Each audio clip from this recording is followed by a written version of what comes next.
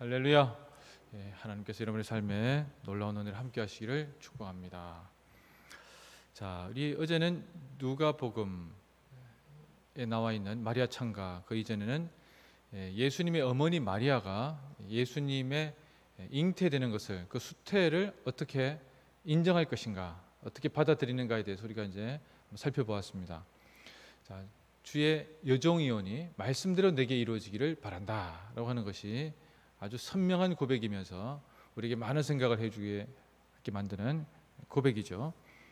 자, 그런데 아시다시피 마태, 마가, 누가, 요한복음 중에서 예수님의 태어나심에 대해서 기록하고 있는 복음서는 두 군데밖에 없어요. 하나는 마태복음이고 하나는 누가복음입니다. 그럼 마가복음에 하고 요한복음에는 뭐가 있느냐? 그 나와 있지 않죠. 자, 이것도 한번 재미있는 대목이긴 하지만, 자, 그런데 마태복음하고 누가복음은 예수님의 처음 탄생과 관련된 이야기에 초점이 좀 다른 부분을 볼 수가 있습니다. 자, 어떻게 되는가 하면 마태복음에는 요셉이 주인공으로 나와 있죠. 오늘 여러분들 읽으셨어요. 누가복음에는 요셉은 나와 있지 않죠. 마리아만 나와 있습니다. 예수님께서 태어나셨을 때 예수님을 이 구유를 방문한 자들, 마태복음에는 누가 나와 있을까요? 마태복음에는 동방박사가 나와 있습니다. 누가복음에는 누가 나와 있을까요? 누가복음에는 목자가 나와 있습니다. 자, 그럼 도대체 그러면 동방박사는 오고 목자는 안 왔다는 얘기냐? 이게 아니고 시기적으로 같이 왔지만 중요한 것은 복음서 기자마다 중심을 두고 관점을 가지고 바라보는 부분이 있는데, 마태복음은 유대인들에게 쓰여졌기 때문에 유대인들에 대한 그들이 중요하게 생각하는 개념적으로 쭉, 그래서 족보부터 나오는 겁니다. 누가복음 같은 경우에는 대상자가 이방인들, 그런 사람들 대상으로 많이 썼기 때문에 수신자들에 대한 상태와 형편에 따라서 특히나 여인과 병자들, 약자들, 또 죄인들, 그래서 실제로는 죄인들의 복음서라고도 얘기를 하는데 여인들의 복음서라고도 얘기합니다만은 그만큼 복음서의 특징이 있습니다. 자, 마태복음에는 요셉이 나타나는데 요셉이 자기 아내의 임신한 사실을 알게 되었어요. 자, 누가복음에 나와 있는 천사의 수태고지 이후에 일어났던 이야기를 할 수 있겠죠. 자기 남편에게 자기 임신 사실을 알립니다. 알리지 않을 수가 없어요. 안 알리면 어떻게 됩니까? 혼자 배부른 것이 되는 거죠. 그러면 위험합니다. 그래서 남편에게 수태 사실을 알리는데, 오늘 여러분들이 읽으셨던 19절, 이 한 구절에 따라서 예수님의 실제로는 운명이 갈리게 된다고 볼 수 있는데, 19절에 이렇게 되어 있습니다. 그의 남편 요셉은 의로운 사람이라 그를 드러내지 아니하고 가만히 끊고자 했다. 이렇게 되어 있습니다. 그를 드러내지 않고 가만히 끊고자 했다. 무슨 얘기입니까? 여기에서 의로운 사람이라고 하는 것은 당시의 기준으로 봤을 때 율법을 잘 지키는 사람이다라고 하는 것을 조금 넘어서는 거예요. 즉, 당시에는 여인이 정혼했는데 약혼 기간 중에 임신을 했다는 것은 남편이 부정하면 여인은 죽는 거죠. 그것도 돌에 맞아 죽습니다. 근데 남편이 그 아내의 부정에 대해서 알고 있어요. 인지를 하고 있습니다. 자기는 뭐 한 게 없으니까 아내가 부정했다. 그러면 그 여인을 죽일 것인가, 아니면 가만히 정혼 사실을 없이해서 그냥 이렇게 뭉개버릴 것인가, 그래서 집으로 돌려보낼 것인가 라고 하는 부분입니다. 집에서 이제 머물게 할 것이겠죠. 자, 어떻게 할 것이냐는 겁니다. 당시에 모든 사람들은 전자에 많이 따랐어요. 간혹 후자로 가는 사람도 있었습니다. 그러니까 죽이지 않고 살려두되 자기의 명예는 유지되는 것이죠. 자, 이 부분입니다. 내 명예를 지키기 위해서 아내가 임신한 사실을 밝히 드러내면 내 명예는 속된 말로 확실해지는 겁니다. 그러나 아내는 죽는 거죠. 자, 이걸 택할 것이냐, 아니면 내 명예도 지키고 아내도 뭐 이렇게 숨어서 애를 낳고 그냥 이렇게 싹 이렇게 정리시키게 할 것인가, 알아서 하세요라고 밀어버릴 것인가. 요셉은 어떻게 했는가? 후자로 가는 거죠. 그 정도만 해도 당시로서는 대단한 겁니다. 그렇지 않습니까? 아내의 부정을 눈감아 줄 수 있는 아량을 가진다는 게 보통 일이 아니에요. 자, 그런데 그렇게 하면 안 되겠죠. 그래서 하나님께서 그에게 이것을 계속 생각하고 있을 때 꿈에 나타납니다. 자, 여러분, 요즘에 여러분들이 꿈에 이런 주의 천사가 나타나서 이렇게 얘기했을 경우를 한번 상상을 해보십시오. 내 경우라면 어떨 것인가, 이 생각을 해보는 거죠. 자, 주의 천사가 나타나서 요셉의 자손, 다윗의 자손 요셉아, 무서워하지 말아라. 너한테 지금 일어난 일들은 성경에서 기록된 대로 되어 있는 것이다. 자, 성경에서 나와 있는 것인데 네 안에 데려와야 된다라고 이야기하는 그 이야기는 뭔가 하면, 네가 아내를 데려오는 순간 어떤 일이 생깁니까? 요셉은 자기 아내가 임신한 것에 대한 책임이 있는 사람이에요. 어떤 책임입니까?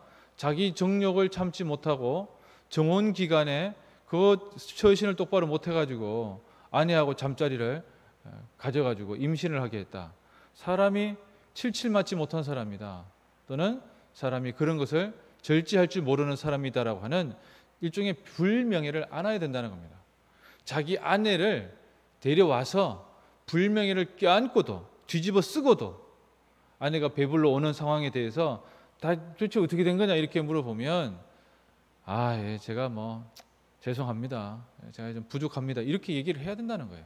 근데 그거는 지금 이 시대에는 이 사람 그럼 참지도 못하고 이렇게 되겠지만, 옛날 같으면요, 그거는 너는 도대체 뭐 하는 인간이냐라고 얘기가 바로 나오는 거예요. 사회적으로 매장될 수 있는 상황이라는 겁니다. 그럼 이것이 요셉이 처한 상황인데, 요셉은 자기 꿈에 나타난 천사의 이 현몽과 일걸어 이야기해 주는 것을 두고 자기가 수용합니다. 그럼 수용의 이유가 어디 있겠어요? 요셉도 메시아를 간절히 원하는 사람이었다는 겁니다. 그리고 그 메시아가 자기 아내에게 잉태되어 있다는 거예요. 그리고 놀랍게도 그것이 구약의 이사야서에 예언된 바로 그 처녀가 잉태의 아들을 낳으리니 그 이름을 예수라라. 임마누엘이 하나님의 놀라운 뜻에 대해서 말씀하고 계신 바로 그 메시아가 내 아내를 통해서 일어난다는 거예요. 그래서 그 메시아가 내 아들이 아니라 우리 집에 내 아내를 통해서 태어나게 된다면 내가 불명예라도 감수하겠다라고 하는 것입니다. 여러분, 이것이 요셉이라고 하는 사람의 의의 모습이에요. 여러분, 이것이 성경에서 놀라운 대목을 차지합니다. 바울은 실제로는 이후로 가서 요셉에 의해서 좀 더 발전되어 있는 형태의 의를 얘기하는데, 그 의는 무엇인가 하면 잘 되었다 잘못되었다라고 판단하는 의가 아니고, 하나님과의 바른 관계를 우리가 갖기 위해서 예수 그리스도만이 유일한 관계를 맺게 하는 원천임을 기억하고 하나님께 우리 자신을 내어 맡기는데 예수 그리스도로 인하여서 하나님께 나아갈 수 있다라고 믿는 것, 그 믿음, 그것이 의의 가장 중요한 기준이라고 얘기를 하고 있는 겁니다. 다음에 또 살펴보겠습니다만은, 여러분, 성경에서 말씀하고 있는 의가 심판하는 의냐, 아니면 그 사람의 어려움까지도 보듬어 안는 의냐, 아니면 오늘 본문에 나와 있는 것처럼 의 자체의 차원을 흔히 이야기하고 있는 당대의 기준을 넘어서서 예수 그리스도의 메시아, 인류를 구원하러 올 메시아가 오기 위해서는 나의 불명예도 감수할 정도의 뛰어넘는 의냐라고 하는 질문입니다. 여러분, 오늘 이 시대를 살아가면서도 우리가 우리 주위에 있는 사람들과의 관계 속에서 그래, 시시비비를 가려서 당신 문제가 있다라고 얘기할 수 있어요. 또 하나는 상황을 바라보고 그래요, 넘어갈 수 있죠. 그러나 그 사람의 문제를 내가 떠안을 수 있느냐, 전혀 다른 차원의 얘기입니다. 오늘 이 시대도 그렇게 했다면 나중에 뒤집어 써가지고 누명이 벗겨졌다 이런 얘기를 많이 들었지만, 그 사람을 대신해서 불명예로 살다가 죽었더라 이런 얘기는 솔직히 여러분, 세상에 이런 일에도 안 나오는 얘기예요. 왜?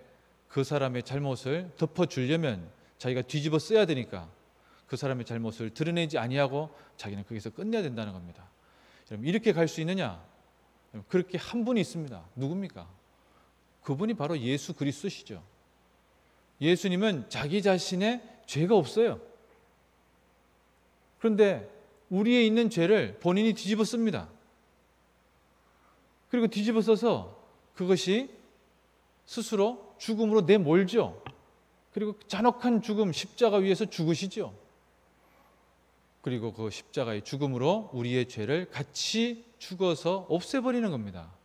그래서 하나님께서 그 예수 그리스도를 믿는 자들에게는 그의 죄까지도 예수 그리스도와 함께 죽었다고 여겨주시는 것이죠. 그래서 여러분, 우리가 하나님 앞에 나오는 겁니다. 이것이 하나님께서 우리에게 주신 은혜의 가장 중요한 방편이에요. 우리의 삶을 살아가면서 하나님께 대해서 신뢰하는 것은 하나님의 행하심에 대해서 스스로를 개방하는 것이고, 그 개방의 이유는 무엇인가 하면 예수 그리스도의 사례를 통해서 우리가 배우는 겁니다. 하나님께서는 예수 그리스도의 저렇게 하시는 것을 통해서, 십자가를 통해서도 부활의 기쁨을 우리에게 주셨구나.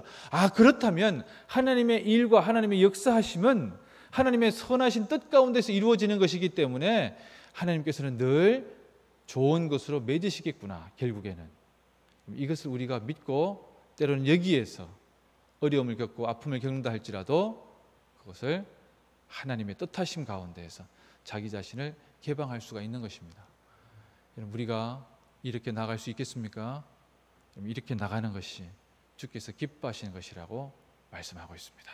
여러분들 스스로에게 하나님의 뜻하심, 하나님의 행하심에 나 자신을 개방하여서 하나님의 이끌리시는 바로 그 은총 가운데 살아가는, 그래서 평생 하나님의 뜻을 성취해 나가는 여러분의 삶이 되시기를 축복합니다. 기도하겠습니다.